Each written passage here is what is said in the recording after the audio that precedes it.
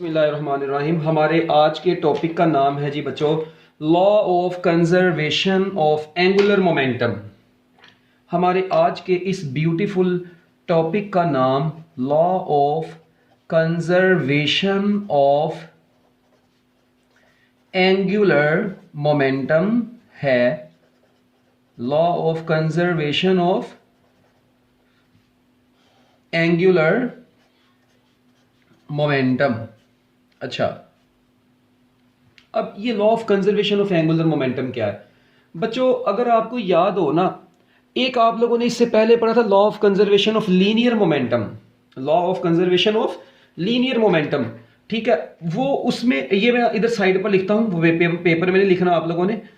उसमें बच्चों आप लोगों ने ये चीज पढ़ी थी law of conservation of linear momentum में कि total linear momentum of an isolated system remains constant. ठीक है, total linear momentum of an isolated system remains constant. क्या ख्याल है? और उसके बाद बच्चों एक ये आप लोगों ने चीज पढ़ी थी, आप लोगों ने लिखा total momentum before collision is equal to total momentum after collision. और एक आप लोगों ने पढ़ा time rate of change of momentum is equal to applied force. क्या ख्याल है? ये याद आ रहा है आपको? Time rate of change of momentum is equal to applied force. ये तो बात होगी ना बच्चों लीनियर मोमेंटम की। बच्चों सेम वैसा ही कॉन्सेप्ट इसका, जिससे इसको कहते हैं total linear momentum of an isolated system remains constant. इसी तरह बच्चों इसकी डेफिनेशन लिखें कि टोटल एंगुलर मोमेंटम, ठीक है जी, इफ नो एक्सटर्नल टॉर्क। अब देखिए यहां पर हम लोग डील करते थे फोर्स को, क्योंकि time rate of change of momentum को फोर्स बोलते थे। यहां पर बच्चों हम लोग एंगुलर मोशन में फोर्स की जगह पर टॉर्क का वर्ड यूज करेंगे। बच्चों कौन सा वर्ड यूज करेंगे? टॉर्क का वर्ड यूज करेंगे। तो बच्चों सबसे पहले डेफिनेशन लिखें, if no external torque, if no external torque acts on a system, acts on a system। तो बच्चों मुझे बताओ, अगर किसी सिस्टम के ऊपर कोई एक्सटर्नल टॉर्क नहीं एक्ट करेगा तो पहले तो मुझे ये बताओ, क्या वो एक आइसोलेटेड सिस्टम नहीं बन जाएगा? यस बिल्कुल, तो वो तो एक आइसोलेटेड सिस्टम बन गया। अच्छा, इसका मतलब if no external torque acts on a system the total angular momentum, the total angular momentum, the total angular momentum of the system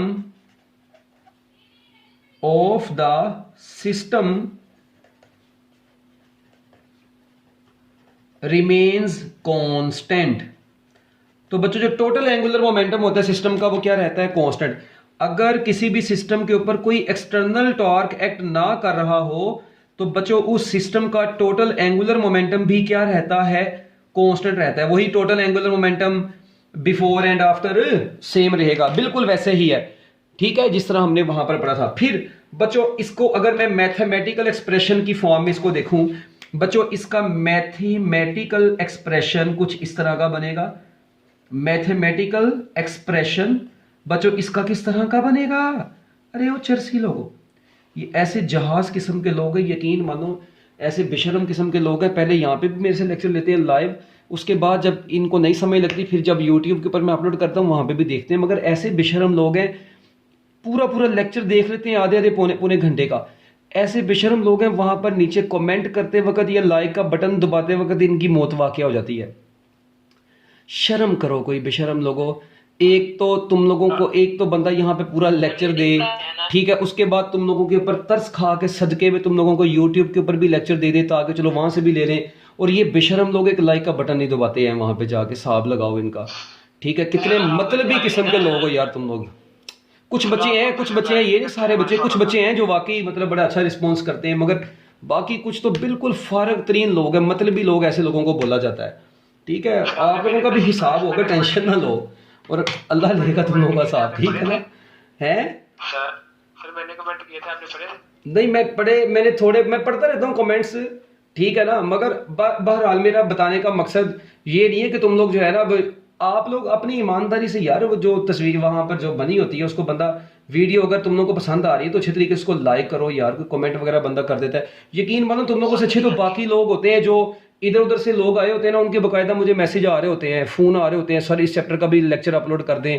कभी व्हाट्सएप पे मैसेज आए होते हैं कि सर इस लेक्चर का भी अपलोड कर दें। और ये बेशरम लोग, नशुक्रे लोग, यकीन मानो तुम लोगों की तबीयत में सही करूँगा, सब्र करो तुम लोग, तुम लोग का वक्त आने दो। ये देखो, अच्छा जी, मैथमेटिकली, खैर गोली मारो। हाँ जी, मैथमेटिकली एंगुलर मोमेंटम के एमसीक्यूज करवाऊंगा मैं। टोटल, वो पुत्र ये भी खत्म होता है ना, ये एंगुलर मोमेंटम इसके साथ ही करवाता हूँ। Total angular momentum of the system क्या रहता है? कांस्टेंट रहता है जी। गर्ल्स कौन बोला था अभी? Total angular momentum of the system remains constant. Total angular momentum से मुराद है कि पहले वाले, सपोज करें सिस्टम के अंदर एक पार्टिकल नहीं, दो नहीं, तीन नहीं, चार नहीं, n नंबर ऑफ पार्टिकल्स हैं, तो बच्चों उन तमाम का एंगुलर मोमेंटम क्या रहता है? कांस्टेंट रहता है। ये मैं नहीं कह रहा, ये law of conservation of angular momentum कह रहा है कि टोटल एंगुलर मोमेंटम किसी भी सिस्टम का, अगर उसके ऊपर कोई एक्सटर्नल फोर्स एक्ट नहीं कर रही, एक्सटर्नल टॉर्क एक्ट नहीं कर रहा, तो बच्चों उसका एंगुलर मोमेंटम क्या रहता है? कांस्टेंट रहता है। अच्छा, अब बच्चों एक बात जरा आप लोगों ने बड़े गौर से सुननी है। ये मैंने एक तो ये लिख दिया ना, ये आपकी किताब वाले ने इतना सा लिखा है। अच्छा, इसी को अब आप लोग थोड़ा सा गौर से देखें बच्चों। क्या मैं देखें, टोटल एंगुलर मोमेंटम क्या रहता है जी? Total angular momentum is equal to constant रहता है। ये अदर इसका मैथमेटिकल फार्मूला एक और बताने जा रहा हूं। आपको पता है, इसी को मैं ये भी कह सकता हूं, टोटल एंगुलर मोमेंटम आपको पता है आई ओमेगा के बराबर होता है ना। एंगुलर मोमेंटम आई ओमेगा भी तो होता है ना रिचर्सी लोगों। तो इसका मतलब मैं ये भी तो कह सकता हूं कि I omega is equal to constant. अगर टोटल एंगुलर मोमेंटम कांस्टेंट है, इसका मतलब I omega is equal to constant, क्योंकि L is equal to I omega होता है। अच्छा, फिर आपको ये भी पता है, मैं इसको ऐसे भी लिख सकता हूं, also I one omega one is equal to I two omega two. क्या ख्याल है? मैं लिख सकता हूं इसको, I one omega one is equal to I two omega two, 100% लिख सकता हूं। अच्छा, फिर एक मजे की बात, ओ भाई देखो ना, जिस तरह आप लोगों ने केमिस्ट्री में पढ़ा था, वो PV is equal to constant, बाद में लिखा था P1 V1 is equal to P2 V2। इसी तरह बच्चों, अगर I omega is equal to constant, इसका मतलब आई वन ओमेगा वन किसके बराबर है? आई टू ओमेगा टू के बराबर है। अच्छा, फिर आप देखें, अगर आई को एक तरफ ले जाए, I one over I two is equal to, ये ओमेगा टू उधर है और ओमेगा वन को इधर से ले जाए, तो बच्चों I one over I two किसके बराबर आएगा? Omega two over omega one के बराबर आएगा। इसका मतलब यहां से एक रेशो निकली, एक रिजल्ट लिखा, ये रिजल्ट ये निकला बच्चों के ratio of movement of inertia of two bodies. तो बच्चों यहां से क्या रिजल्ट निकल गया? Ratio of movement of inertia, ratio of movement of inertia of two bodies, ratio of movement of inertia of two bodies is equal to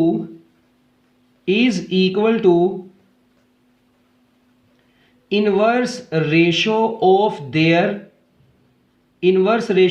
their angular velocities। ये लो जी बच्चों, ratio of movement of inertia of two bodies, ये आपके सामने है ना कि दो bodies के मूवमेंट ऑफ इनर्शिया की जो रेशियो होती है, वो देखें, ये I one over I two omega two over omega one के बराबर है। इनवर्स रेशियो ऑफ, बोलो, inverse ratio of their angular velocities. तो लो जी बच्चों, ये यहां से एक बड़ा जबरदस्त किस्म का एमसीक्यू निकला है आपके सामने। यहां से एक चीज और सामने आ रही है, अगर आप लोग थोड़ा सा गौर करें बच्चों, देखें यहां तक समझ लग गई? हैंड रेज जल्दी जल्दी नोट कर लिए तो बता दो ताकि मैं आगे चलूं। हरिए बच्चों, जल्दी जल्दी करो, शाबाश। कोई मुश्किल चीज अभी तक मैंने नहीं बताई, कोई पीएचडी लेवल की बात अभी तक मैंने नहीं की। ओके जी, नाइस। लो जी बच्चों, अब थोड़ी सी बात को आगे बढ़ाते हैं। देखें, आप लोग मुझे एक बात बताएं, एक और फार्मूला, एक और चीज, अदर रिलेशन जो मैं आपके सामने लिखने लगा हूं। अभी आपने देखा यार, I omega is equal to constant है। अच्छा, आपको पता है यूजुअली किसी भी बॉडी का जो मूवमेंट ऑफ इनर्शिया होता है वो एम आर स्क्वायर होता है। तो मैं लिख सकता हूं M R square omega is equal to constant. Yes, बिल्कुल लिख सकता हूं यार, I omega is equal to constant होता है ना, तो M R square into omega भी तो कांस्टेंट के बराबर ही होगा। यहां से दो रिलेशन में अब आप लोगों के सामने लिखने लगा हूं। एक तो ये साफ नजर आ रहा है कि ओमेगा को इधर ले आओ, तो आई का ओमेगा के साथ इनवर्स रिलेशन आ जाएगा। भाई देखो ना, ये कांस्टेंट है राइट साइड, ओमेगा इधर आके डिवाइड होगा तो constant over omega proportionality, constant proportionality में कन्वर्ट हो गया। इसका मतलब किसी भी बॉडी का मूवमेंट ऑफ इनर्शिया उसकी एंगुलर वेलोसिटी के इनवर्सली प्रोपोर्शनल होता है। मगर कंडीशन ये है कि अगर उसका एंगुलर मोमेंटम कांस्टेंट होगा, उसके ऊपर कोई एक्सटर्नल टॉर्क एक्ट ना कर रहा हो। इसका मतलब जिस बॉडी की एंगुलर वेलोसिटी कम होगी उसका मोमेंट ऑफ इनर्शिया उतना ही ज्यादा होगा। एक ये चीज हमारे सामने आ गई। अच्छा, फिर आप लोग देखें, मैं इधर से एक और रिलेशन भी सामने निकाल सकता हूं। अगर आप लोग गौर से देखें, क्या मैं यहां पर कह सकता हूं अगर एक बॉडी का मैस, ठीक है जी, या देखें M R square omega is equal to constant. बच्चों यहां पर अब मुझे एक बात बताएं, अगर रेडियस कांस्टेंट हो, अगर मैं रेडियस को भी कांस्टेंट कंसीडर कर लूं, तो बच्चों मुझे बताएं रेडियस अगर कांस्टेंट हो तो क्या मैं लिख सकता हूं मैस का भी एंगुलर वेलोसिटी के साथ इनवर्स रिलेशन होगा? यस, बिल्कुल मैं लिख सकता हूं, 100% लिख सकता हूं। इसकी एग्जांपल भी मैं आपको, इन दोनों की एग्जांपल्स भी बारी बारी अभी मैं आगे जाके आपको दूंगा। तो एक तो ये बात कि किसी भी बॉडी का मोमेंट ऑफ इनर्शिया जितना ज्यादा होगा उसका एंगुलर वेलोसिटी उतनी कम होगी। जिस बॉडी का मैस जितना ज्यादा होगा उसकी एंगुलर वेलोसिटी उतनी कम होगी। मगर कंडीशन ये है, देखिए मैं कहता हूं यार दो बॉडीज हैं, सेम रेडियस है उनका, मगर एक का मैस है 10 किलोग्राम, एक का मैस है 20 किलोग्राम, ठीक है। इसका मतलब एक में तूरी भरी है, एक में तूरी नहीं भरी, दोनों का रेडियस सेम है, मोटी वो दोनों बॉडीज एक जैसी है, मगर एक का मैस कम है, एक का मैस ज्यादा। तो two rods having the same radius but one has larger mass and the second has smaller mass, which will have greater angular velocity? The smaller mass body will have greater angular velocity because mass is inversely proportional to omega when the radius of the body is constant. अभी इनको examples की मदद से भी देख सकते हैं हम लोग, अभी इसको एग्जांपल की मदद से भी देखते हैं। लो जी बच्चों, अब इन्हीं चीजों को हम लोग एक एग्जांपल की मदद से देखते हैं। तो पहले एग्जांपल को भी करने से पहले ना, आप लोगों ने बच्चों, जिस तरह मैंने आपको कल बताया था कि एंगुलर मोमेंटम एक वेक्टर क्वांटिटी है, और हम लोग ये भी कहते हैं कि इसकी जो मैग्नीट्यूड और डायरेक्शन है ना बच्चों, वो कंजर्व रहती है, क्योंकि मैग्नीट्यूड आपको पता है कांस्टेंट रहती है एंगुलर मोमेंटम की, और डायरेक्शन इसकी हमेशा एक्सिस ऑफ रोटेशन के अलोंग होती है। एक बात याद रखना बच्चों, ये सिर्फ अभी, चलो पहले इसकी एग्जांपल देखते हैं, फिर अगली बातें बताता हूं, वरना भी कंफ्यूज ना हो जाओ। ये ले जो एग्जांपल की तरफ चलते हैं। और कभी पानी में, कभी किसी स्विमिंग पूल में नहाने गए हो तुम लोग, चर्सी लोगों, तुम लोग को अंदर भी नहीं जाने देते हैं, और कहते हैं 6 महीनों से नहाए नहीं, हम यहाँ पे स्विमिंग पूल में नहाने आ गए बेशरम लोग। ये देखो, ठीक है, ये देखो, कहते हैं जैसा मुंह वैसी चपेट, लो जी ये देखना आप जरा। अच्छा, अब हुआ कुछ इस तरह से बच्चों कि मैं आपकी पहले बुक से आप लोगों को, बल्कि आप लोग अपनी टेक्स्ट बुक्स ओपन कर लें। पेज नंबर है जी बच्चों आपका, ये कौन सा पेज नंबर 112 पर आप लोग बुक में देखें, उसने ना एक बड़ी जबरदस्त किस्म की एक एग्जांपल दी है।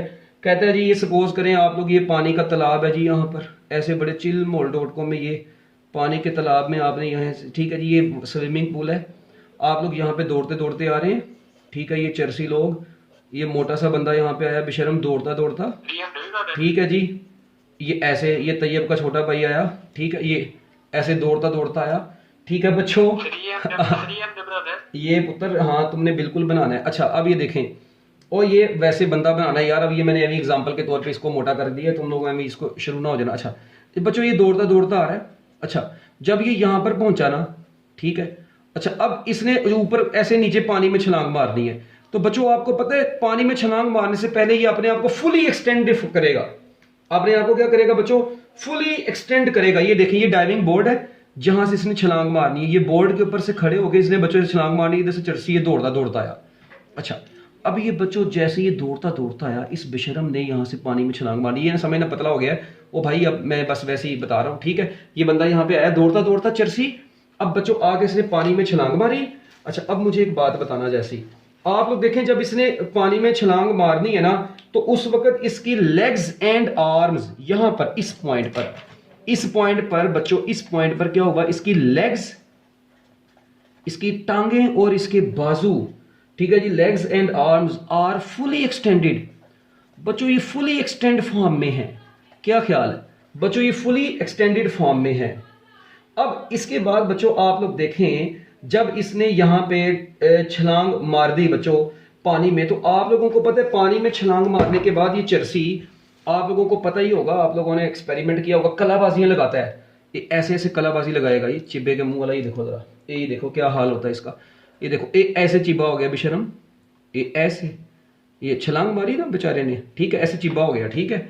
अच्छा, फिर ये यहां पर और इसकी कलाबाजी लग रही है बच्चों। एक वक्त आया जी कि ये पूरा ही ऐसे मतलब कह लें कि आप लोग कर्ल्ड फॉर्म में है, और इस तरह फिर बाद में ये नीचे पहुंचते पहुंचते ऐसे पानी में जाके बच्चों ये दोबारा से ऐसे सीधा हो गया। ठीक है, अच्छा खैर हाथ इसके बाहर को ही होने हैं।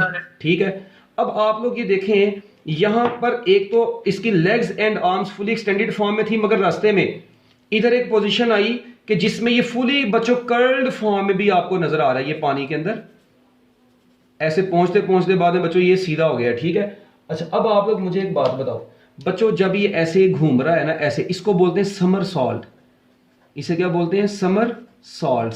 समर सॉल्ट बोलते हैं कलाबाजी को। ये चर्सी कलाबाजियां लगा रहा है, कलाबाजी लगाता लगाता ये इधर पहुंच रहा है। अच्छा अब मुझे एक बात बताओ आप लोग बच्चों, जरा बात गौर से सुनना। ये है फुली कर्ल्ड फॉर्म में।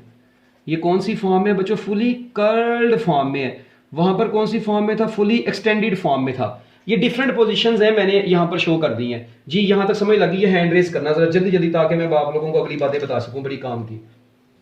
अभी तक मैंने कोई मुश्किल चीज नहीं बताई।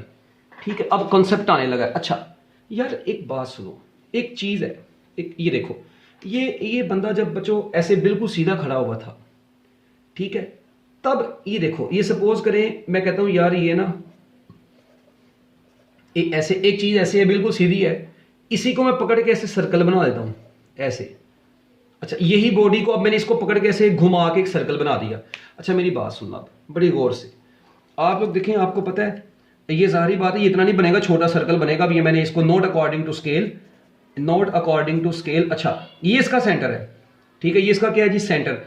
अब देखें बच्चों, ये सेंटर से इसका ना डिस्टेंस जो है ना, ये रेडियस है आर। बच्चों जब आप लोग इसको सर्कल में बेंड कर देंगे ना, सर्कल में बेंड करेंगे तो बच्चों ओवरऑल इसका रेडियस पहले से क्या कर जाएगा? डिक्रीज कर जाएगा। जब भी कोई स्ट्रेट चीज सर्कल में बेंड होती है तो स्ट्रेट से सर्कल बनते वक्त उसका ओवरऑल रेडियस डिक्रीज करता है। बच्चों उसका रेडियस डिक्रीज करेगा तो आपने फार्मूला पढ़ा हुआ I is equal to M R square. बच्चों जब किसी बॉडी का रेडियस डिक्रीज करेगा तो ऑब्वियस ही बात है उसका मूवमेंट ऑफ इनर्शिया भी डिक्रीज कर जाएगा। अगर रेडियस डिक्रीज करेगा तो मूवमेंट ऑफ इनर्शिया और ज्यादा डिक्रीज कर जाएगा। तो बच्चों इधर देखें, यहां पर जब ये बंदा फुली एक्सटेंडेड फॉर्म में था तो बच्चों उस वक्त इसका रेडियस ज्यादा होगा। ये जब कर्व्ड पाथ में होगा उस वक्त इसका, आप लोग सपोज कर लें इसकी बॉडी के सेंटर से लेकर इसकी टिंड तक का पहले डिस्टेंस इतना था। अब जब ये कर्व्ड फॉर्म में, अब इसकी बॉडी, अब इसकी टिंड जो है ना इसके पेट के पास ही आई है, तो मुझे बताओ इसकी टिंड और इसके सेंटर के दरमियान में डिस्टेंस बड़ा कम नहीं रह जाएगा? इसका मतलब इस फॉर्म में जब ये आया, फुली एक्सटेंडेड फॉर्म में ये आया, तो बच्चों इसका रेडियस सबसे ज्यादा था, मूवमेंट ऑफ इनर्शिया भी ज्यादा था, रेडियस ज्यादा था, मूवमेंट ऑफ इनर्शिया भी ज्यादा था। और देखें जब मूवमेंट ऑफ इनर्शिया ज्यादा होगा तो एंगुलर वेलोसिटी कम होगी। तो बच्चों उस वक्त इसकी एंगुलर वेलोसिटी कम थी। मगर जैसे ही इसने लगाई कलाबाजी, कलाबाजी के दौरान बच्चों इसका रेडियस हो गया कम, रेडियस कम हुआ, मूवमेंट ऑफ इनर्शिया भी कम हुआ, मगर देखें ये घूम तो रहा है, इसकी एंगुलर वेलोसिटी बढ़ गई। तो बच्चों यहां से हमें पता चला कि कलाबाजी के दौरान इसका मूवमेंट ऑफ इनर्शिया कम हो गया। क्यों? क्योंकि इसका ओवरऑल रेडियस कम हो जाएगा, मगर आई कम हो, आर कम होने से आई कम हुआ, आई कम होने से ओमेगा बढ़ गया, आई कम होगा तो ओमेगा बढ़ जाएगा। और बच्चों ये देखें आई ओमेगा वाली एग्जांपल आ गई यहां पर सामने। तो यहां तक बताएं समझ लगी है? इसका मतलब जिस बॉडी का मूवमेंट ऑफ इनर्शिया कम हो जाएगा उसकी एंगुलर वेलोसिटी बढ़ जाएगी, और वो समर सॉल्ट कंडीशन में आ गया ये।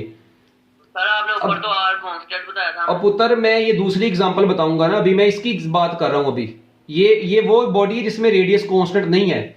ये मैंने बोला था दो अलग अलग चीजें हैं, इसकी अलग एग्जांपल है, इसकी अलग एग्जांपल है पुत्र जी। तो अभी मैं आपको ये एग्जांपल दे रहा हूं जिसमें आर को हम लोगों ने क्या रखा है? कांस्टेंट ही रखा, आर चेंज हो रहा है, I omega is equal to constant की बात कर रहे हैं हम।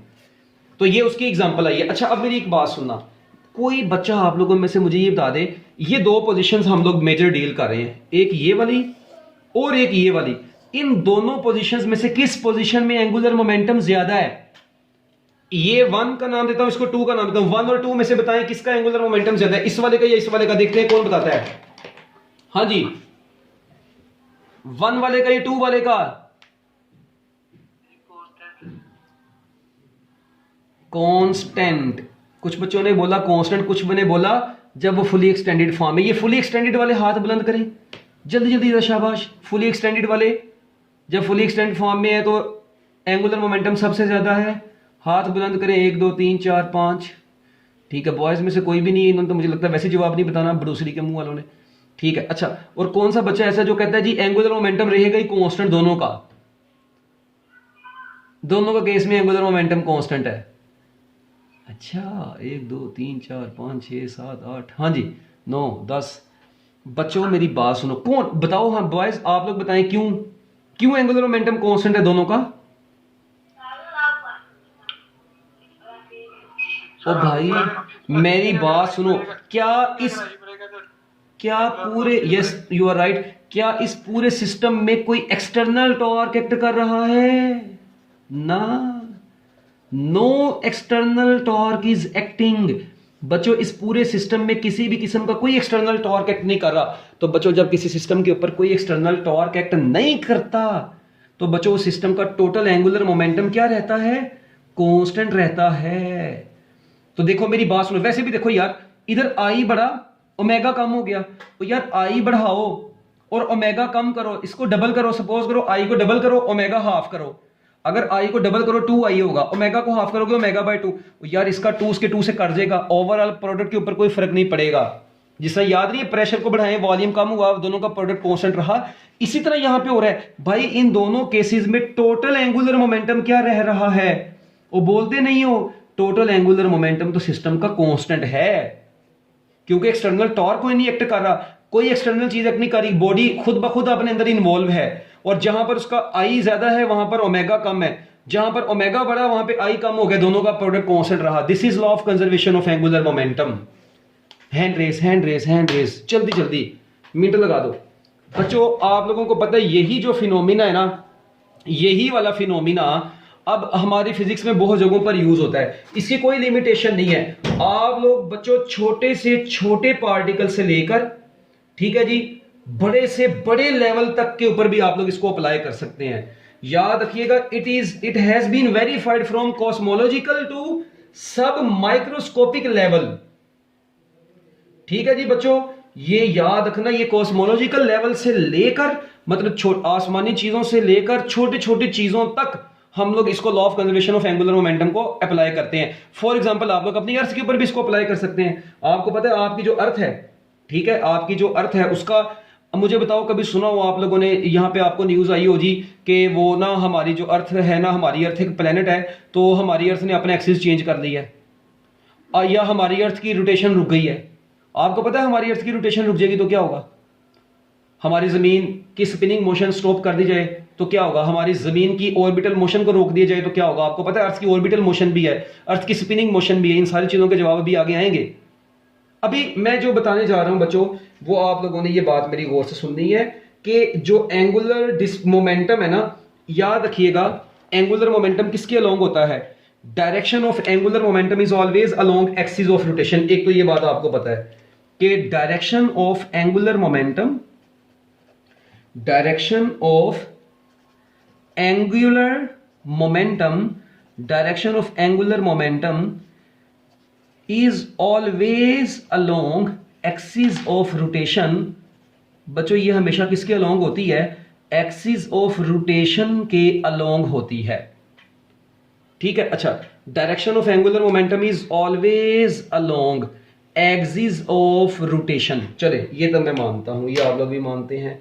तो बच्चों याद रखिएगा एक बड़ी इंपॉर्टेंट लाइन, आपको पता है कि अगर जमीन है ना वो सूरज के गिर्द घूम रही है, जमीन सूरज के गिर्द घूम रही है, उसका एक्सिस है, देखें अगर यहां पर सन है बच्चों, यहां पर सन है, तो ये अर्थ जो है आपको पता है बच्चों ये इसके गिर्द क्या कर रही है? गेड़े लगा रही है, ऐसे ऐसे जमीन हमारी सूरज के गिर्द गेड़े लगा रही है। अच्छा, अब आपको पता है जमीन सूरज के गिर्द तो घूम रही है मगर जमीन अपने एक्सिस के गिर्द भी घूम रही है। ये इसका एक्सिस है, ये लो, ये इसका एक्सिस है, ये चरसी अपने एक्सिस के गिर्द भी घूम रही है। आपको पता है आप लोग इसके एक्सिस को चेंज नहीं कर सकते। The axis of rotation of an object, एक लाइन लिखें, the axis of rotation, the axis of rotation of an object, the axis of rotation of an object will not change its orientation. The axis of rotation will not change its orientation unless, कब तक कहता है? unless an external torque, unless an external torque बच्चों कब तक, जब तक कोई external torque causes it to do so, causes it to do so, इस तरह की मिलती जुलती चीज आप लोगों को मैंने चैप्टर नंबर 3 में पढ़ाई थी। अगर आप लोगों की याददाश्त थोड़ी ताज़ा हो तो आपको याद आ रहा होगा कि कोई भी बॉडी अगर रेस्ट पे है तो वो रेस्ट पे ही रहेगी, अगर मोशन में है तो मोशन में ही रहेगी। कब तक, जब तक उसके ऊपर कोई एक्सटर्नल टॉर्क एक्ट नहीं करेगा। और भाई ये हमारी ज़मीन सूरज के गिर्द घूम रही है, ये हमारी ज़मीन अपने एक्सिस के गिर्द भी घूम रही है। बच्चों ये हमारी ज़मीन जो अपने एक्सिस के गिर्द घूम रही है, अभी तक कोई एक्सटर्नल टॉर्क आज तक अल्लाह ताला की तरफ से नेचुरली अभी तक कोई एक्सटर्नल टॉर्क ऐसा नहीं आया जो इसके ऊपर अप्लाई हुआ हो किसी दूसरे प्लेनेट से या किसी भी जरिए से। तो इसका मतलब ये नेचुरली, सुन ले पुत्र सुन ले, ये नेचुरली मतलब जमीन जो है ना अपने एक्सिस के गिर्द घूम रही है अभी तक। अगर तुम लोगों में से कोई है अजय देवगन या नाना पाटेकरकर हैं, कोई है तुम लोगों में से चर्सी लोगों, वो जाके अर्थ को पकड़ के ना जाके उसका एक्सिस चेंज करके आ जाए। हैं बेशरम लोगों, अपने आप को तुम लोग संभाल नहीं सकते, तुम लोग अर्थ को संभालोगे जाके, शर्म नहीं आएगी? ओ भाई अर्थ के एक्सिस ऑफ रोटेशन के ऊपर अभी तक कोई ऐसा अर्थ के ऊपर ऐसा टॉर्क नहीं लगा कि वो अपने एक्सिस को छोड़ दे। इसका मतलब है कि जब तक अर्थ के ऊपर बच्चों कोई ऐसा टॉर्क नहीं लग रहा, कोई ऐसा साइजेबल टॉर्क अर्थ ने अभी तक एक्सपीरियंस ही नहीं किया, कोई ऐसी मेजर फोर्स अभी तक अर्थ के ऊपर ऐसी लगी ही नहीं है जो इसके एक्सिस ऑफ रोटेशन की ओरिएंटेशन को चेंज कर सके। तो लिहाजा बच्चों हमारी जो अर्थ की जो घूमने की डायरेक्शन है वो इसलिए अभी तक एक जैसी ही है। क्यों? इसका टोटल एंगुलर मोमेंटम कांस्टेंट है। हम ये कहेंगे फिर एज नो एक्सटर्नल टॉर्क, अभी तक ऐसा लगा no external torque is acting, क्योंकि बच्चों इसके ऊपर अभी तक कोई ऐसा एक्सटर्नल टॉर्क लगा ही नहीं है जो इसके एक्सिस की ओरिएंटेशन को चेंज कर सके। तो लिहाजा इसका टोटल एंगुलर मोमेंटम क्या रहता है? कांस्टेंट रहता है। और जाते जाते एक मजे की बात बच्चों, एक मजे की बात जाते जाते बता दूं, time rate of change of momentum is equal to applied force था ना।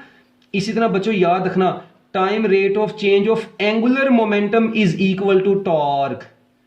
ये Newton second law of motion जो इन टर्म्स ऑफ मोमेंटम आपने नहीं पढ़ा था। इसी तरह बच्चों ये इसका मतलब है, देखें मेरी बात सुने, टाइम देखो ना, मोमेंटम की जगह पर एल आ गया, टाइम ही रहा, फोर्स टॉर्क बन गई। ये एंगुलर फॉर्म में आया, ये किस फॉर्म में आया? लीनियर फॉर्म में आया। अच्छा अब मुझे एक बात बताओ, जिस तरह आपको याद है, मैं आपको एक बड़ी काम की बात बताने लगा हूं। ये देखें, जिस तरह हम लोग कहते नहीं है कि किसी सिस्टम के ऊपर एक्सटर्नल फोर्स जीरो है, मुझे बताओ जब फोर्स जीरो होती है तो आपको पता है overall change in momentum zero होता है। फोर्स जीरो होगी तो चेंज इन मोमेंटम जीरो होगा, चेंज इन मोमेंटम जीरो होगा तो मोमेंटम कांस्टेंट होता है। अरे वो चर्सी हो, अगर एक चीज का चेंज जीरो है इसका मतलब वो चीज खुद कांस्टेंट है तो उसका चेंज जीरो है। इसे तो बोलते हैं अगर सिस्टम के ऊपर कोई एक्सटर्नल फोर्स नहीं लगती तो टोटल मोमेंटम कांस्टेंट होता है, चेंज इन मोमेंटम जीरो होता है। इसी तरह आओ इधर आओ, इसी तरह इधर आओ, ये देखो बच्चों यहां पर भी ऐसे ही है। अगर किसी सिस्टम के ऊपर कोई एक्सटर्नल टॉर्क एक्ट नहीं कर रहा, इसका मतलब उसका टोटल टॉर्क जीरो है। टॉर्क जीरो है तो चेंज इन एंगुलर मोमेंटम भी जीरो है। जब change in angular momentum zero होगा तो अकेला एंगुलर मोमेंटम किसके बराबर होगा? अकेला एंगुलर मोमेंटम कांस्टेंट होगा। तो इसलिए तो बोलते हैं कि टोटल एंगुलर मोमेंटम सिस्टम का क्या रहता है? कांस्टेंट रहता है। If no external torque acts on the system, total angular momentum remains constant. If no external force acts on the system, total momentum of the system remains constant. That is actual concept of law of conservation of angular momentum. तो लो जी बच्चों, ये थी छोटी छोटी बातें। ये बड़ा इंपॉर्टेंट एमसीक्यू है कि time rate of change of angular momentum is equal to torque. ये अक्सर औकात पेपर में आया भी होता है। तो मैं उम्मीद करता हूं कि बच्चों आप लोगों को law of conservation of angular momentum समझ में आ गया होगा।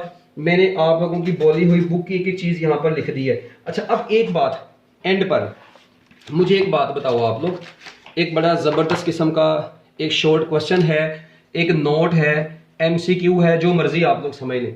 बच्चों ये देखें, एक ना आपके पास ना यहाँ पर है, मैं कहता हूँ जी एक बीकर है, ऐसे ही एक ब्यूटीफुल सी बीकर है बच्चों, ऐसे ये चर्सी, ये एक बीकर है बच्चों, ठीक है जी। ये बीकर जो है ना बच्चों, आप लोगों ने क्या काम किया है ज़रा सुनना गौर से।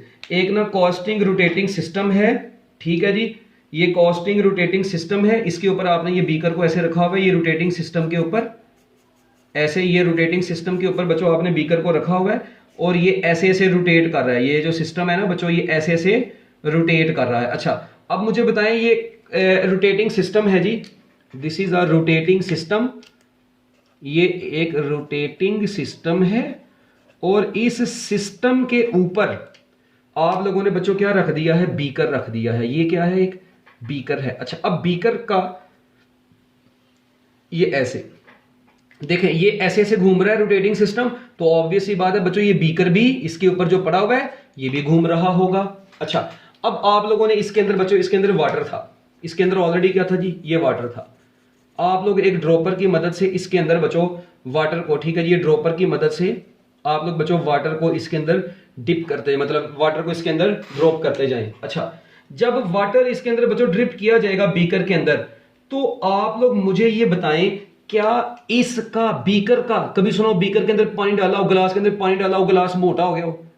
ये कौन सा तुम लोगों का मुंह है, मुंह में पानी गया तुम लोग मोटे हो गए, मुंह मोटा हो गया? और चरसी लोगों, ये बीकर है, फिक्स्ड साइज वाली है, इसका मतलब मैं इसका रेडियस तो बच्चों कांस्टेंट ही रहेगा। हाँ, इसके अंदर वाटर की क्वांटिटी जरूर बढ़ती जा रही है, उस क्वांटिटी के बढ़ने से उसका मैस इंक्रीज होता जाएगा। ये देखो, बीकर का रेडियस तो नहीं बढ़ रहा, रेडियस तो कांस्टेंट रह रहा है। हाँ, मगर बीकर के अंदर पानी डालते जाओगे उसका मैस बढ़ता जाएगा। चलो मुझे बताओ, जब इसका मैस बढ़ता जाएगा तो what will be the effect on it's angular velocity? कहता है ये बीकर है, इस बीकर के अंदर आप लोग पानी भरते जाएं, बताएं इसकी एंगुलर वेलोसिटी के ऊपर क्या फर्क पड़ेगा जी? कम हो जाएगी। अब देखें यहाँ, अब बड़ी जल्दी बोले कम हो जाएगी, ब्रूसली के मुंह वालों। देखो मैंने आपको फार्मूला बताया था, M R square omega is equal to constant. बच्चों अगर रेडियस कांस्टेंट होगा तो M omega is equal to constant बचेगा अकेला, और ये ओमेगा उधर चला जाएगा तो मैस का ओमेगा के साथ इनवर्स रिलेशन आ जाएगा। इसका मतलब अब देखें, अब आप लोग देखें मैस बीकर का बढ़ता जा रहा है तो ओवरऑल उसकी स्पिनिंग, उसकी स्पिनिंग फ्रीक्वेंसी, उसकी रोटेशन, उसकी एंगुलर वेलोसिटी वो डिक्रीज करती जाएगी। और जब इसकी एंगुलर वेलोसिटी डिक्रीज करती जाएगी, इसका एंगुलर एक्सेलरेशन नेगेटिव हो जाएगा। क्या ख्याल है?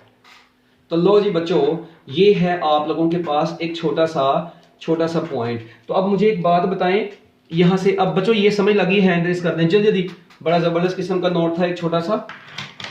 अच्छा, अब एक बात बच्चों जरा सुनना, आप लोग गौर से सुने, मुझे एक बात तो बताओ, पानी जब नहीं डाल रहे थे तब एंगुलर मोमेंटम क्या था, पानी डाला तब एंगुलर मोमेंटम क्या है? ओए होए होए होए होए, ओ भाई दोनों केसेस में एंगुलर मोमेंटम कांस्टेंट है। पानी डालने से पहले मैस कम था, एंगुलर वेलोसिटी ज्यादा थी, पानी डालने के बाद मैस बढ़ गया, एंगुलर वेलोसिटी कम होगी, मगर ओवरऑल, और रेडियस तो पहले ही कांस्टेंट है, तो ओवरऑल एंगुलर मोमेंटम फिर भी इस पूरे सिस्टम का क्या है? कांस्टेंट ही है। That is law of conservation of angular momentum. ये है law of conservation of angular momentum. चलो अब मेरी एक बात सुनो, अब मैं आप लोगों से अगर पूछता हूं बच्चों, ये देखें, ये एक ना जिम्नास्टिक है जी, एक ये देखें ऐसे, ये सपोज करें ये बंदा ऐसे फुली ऐसे बैठा हुआ है यहाँ पे, जिम कर रहा है ये, ठीक है, जिम खाने में। अच्छा, इस वक्त इसके दोनों हाथ ना, इसके हाथों में डंबल्स हैं जी, ये देखें ऐसे, और ये फुली एक्सटेंड फॉर्म में। और एक केस में ये करता हूं कि ये बच्चों, ये ऐसे है बंदा, ये डंबल्स को ऐसे अपने चेस्ट के करीब लेके आ गया है ऐसे। अब मुझे ये बताएं किस केस में, और ये सपोज करें इसने घूमना है, इसने डांस करना है, बताएं किस केस में, ये इसका एक्सिस ऑफ रोटेशन है ऐसे, ये इसका एक्सिस है, बताएं किस केस में बच्चों ये ज्यादा तेजी से घूम सकता है, इस केस में, इस केस में, जल्दी जल्दी बताना जी। ये बंदा टिकटॉकर लग रहा है, ये बंदा टिकटॉकर लग रहा है, तेरी फुफी का मुंडा है, ठीक है, तू देखी आ जाके, ये देखो चरसी, ये देखो इधर, हाँ जी बताओ इधर बच्चों किस केस में ये ज्यादा घूमेगा, ज्यादा एंगुलर वेलोसिटी? भाई मेरी बात सुने, जब ये फुली एक्सटेंड फॉर्म में है, यस, जहां पर ये फुली एक्सटेंड फॉर्म में है वहां पर इसका रेडियस ज्यादा है, इसका रेडियस ज्यादा होगा तो बच्चों इसका मूवमेंट ऑफ इनर्शिया भी ज्यादा होगा, मगर इसकी एंगुलर वेलोसिटी कम होगी। मगर इस केस में जब ये अपनी चेस्ट की तरफ अपने हैंड्स को स्ट्रेच कर लेगा तो इसका रेडियस कम हो जाएगा, मूवमेंट ऑफ इनर्शिया कम हो जाएगा और एंगुलर वेलोसिटी बढ़ जाएगी और ये इजीली ज्यादा रोटेट कर सकता है, इसका डांस ज्यादा अच्छा हो सकता है। So that is, but in both cases angular momentum is again constant. Why? Because no external torque is acting on this system. Total angular momentum is constant. Only omega and I are changing. Radius is changing, omega is changing, I is changing, but their product is always constant. That is law of conservation of angular momentum. तो बच्चों अगर मैं आपसे पूछूं if external torque is zero, which quantity is constant? बताएं आप जल्दी, if external torque is zero which quantity is constant, बड़ा इंपॉर्टेंट एमसीक्यू है। If external torque is zero which quantity is constant, हाँ जी, तो आप लोग कहेंगे जी एंगुलर मोमेंटम इज कांस्टेंट। क्यों? क्योंकि चेंज इन एंगुलर मोमेंटम उस वक्त जीरो हो गया होगा। कोई बात नहीं, होता है जिंदगी के नशीबो फराज में कभी कभी। तो बच्चों अच्छा, अब मेरी एक बात सुन, अ डाइवर है वो बहुत तेजी से स्पिन करता है, the diver spins faster than its movement of inertia becomes. अगर वो बहुत स्पीड से मूव करेगा, इसका मतलब है अगर डाइवर ज्यादा तेज से स्पिन करे, इसका मतलब उसकी एंगुलर वेलोसिटी ज्यादा है, उसकी एंगुलर वेलोसिटी ज्यादा है तो उसका मूवमेंट ऑफ इनर्शिया स्मॉलर हो जाएगा। क्या ख्याल है? ने ख्याल है? ओ भाई बोलो। लो जी, बस ये था जी हमारा आज का law of conservation of angular momentum का टॉपिक।